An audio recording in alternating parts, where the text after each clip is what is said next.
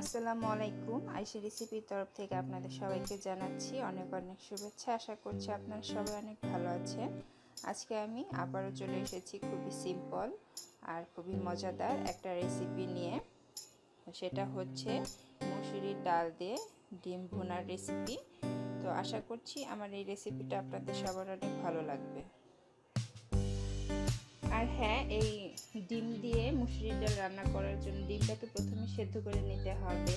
তো আমি ডিমটাকে সেদ্ধ করে নেব এবং ডালগুলোকে ভালো করে ধুয়ে নিচ্ছি। এখন দেখতেই পাচ্ছেন এখানে আমি সব কিছু রেডি করে নিয়েছি রান্না শুরু করার জন্য। এখানে আমি ডিমগুলো সেদ্ধ করে ছুলে নিয়েছি, একটা রসুন আমি থেতো করে নিয়েছি, ছোট একটা টমেটো কেটে নিয়েছি, দুইটা আলু আমি সেদ্ধ করে টুকরো করে নিয়েছি। তো এখন আমি রান্নাটা শুরু করে দিচ্ছি। প্রথমে কড়াইয়ের মধ্যে দিয়ে দিচ্ছি পরিমাণ মতো তেল। তেলটা হালকা গরম হয়ে গেছে। এখন এখানে আমি দিয়ে দিচ্ছি আধা চামচ জিরা, আস্ত জিরা। এরপর এখানে দিয়ে দিচ্ছি পেঁয়াজ কুচি এবং কাঁচামরিচ। পেঁয়াজ মরিচটাকে আমি হালকা একটু ভেজে নিচ্ছি।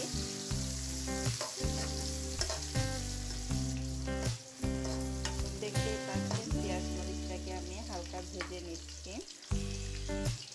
তো এখন এখানে আমি দিয়ে দেব যে রসুন আমি একটা থেতো করে নিয়েছি সেই রসুনটা। কারণ ডালের রেসিপিতে রসুন দিলে ডালটা অনেক মজা হয়। যে কোনো ডাল রান্নার সময় রসুন কাঁচা অথবা রসুনের ফোড়ন দিলে ডালটা অনেক বেশি মজা হয়। তো আমি তো যেহেতু ডালটাকে ভুনা করব, এজন্য এখানে আমি রসুনটা পেঁয়াজ মরিচের সাথেই দিয়ে দিয়েছি।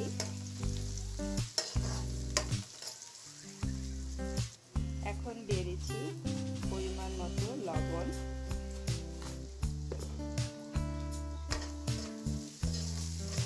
লবণটা দেওয়ার পর আবারও আমি পেঁয়াজ মরিচটাকে ভালো করে নেড়ে নিচ্ছি। এরপর এখানে আমি আদা রসুনের পেস্ট দেব। দিয়ে দিচ্ছি 1 টেবিল চামচ আদা রসুনের পেস্ট।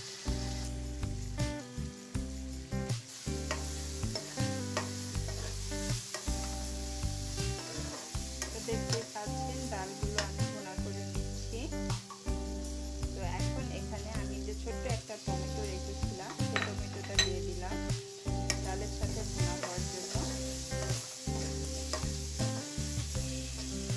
এই ডালটাকে আমি হালকা ভুনা করার পর এখানে অল্প একটু পানি দিয়ে আবারও ডালটাকে ভুনা করে নেব, যাতে ডালটা গলে যায়। দেখতেই পাচ্ছেন ডালটা হালকা ভুনা হয়ে গেছে। দেখতেই পাচ্ছেন ডালের মধ্যে আমি আধা কাপের মতো পানি দিয়েছি যাতে ডালটা সেদ্ধ হয়। তো এখন আমি মিডিয়াম আঁচে ডালটাকে রান্না করে নিচ্ছি।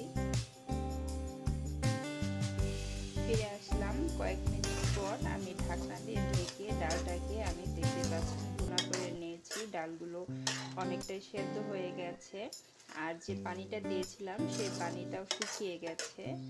তো এখন আমি ডালটাকে একটু ভালো করে নেড়ে এভাবে চামচের সাহায্যে ভেঙে নিচ্ছি।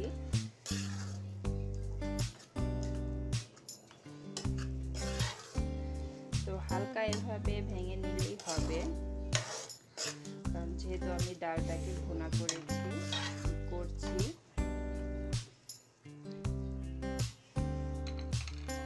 তো এখন এখানে আমি দিয়ে দিচ্ছি ডিম আর আলু।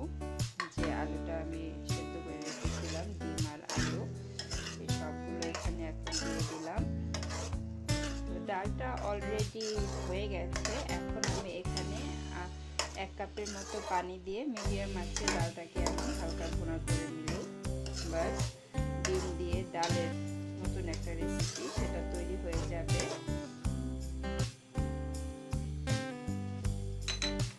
আমি এখন 1 মিনিটের মতো আমি ডিম দিয়ে এই ডালটাকে একটু রান্না করে নিচ্ছি। এরপর এখানে আমি পানিটা অ্যাড করব।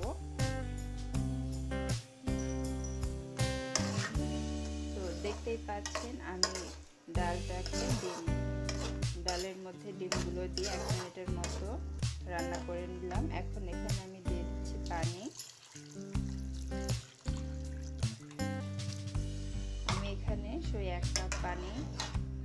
দেখতেই পাচ্ছেন এখানে আমি 1 কাপ পরিমাণে পানিটা দিয়ে দিয়েছি। এখন আমি ঢাকনা দিয়ে আবারও 4 থেকে 5 মিনিটের জন্য এই ডালটাকে রান্না করব। ফিরে আসছি 4 থেকে 5 মিনিট পর। ফিরে আসলাম 4 থেকে 5 মিনিট পর। দেখতেই পাচ্ছেন ডিম দিয়ে ডাল একদম রেডি হয়ে গেছে। ডালটাও একদম সফট হয়ে গেছে। দেখতেই পাচ্ছেন আলুটাও সেদ্ধ, ডিমটা তো সেদ্ধ করা আগেই ছিল। তো রান্নাটা একদম শেষ। তো এখন আমি চুলাটা অফ করে দিচ্ছি। তো এখন আমি পরিবেশনের জন্য একটা প্লেটে বেড়ে নিচ্ছি।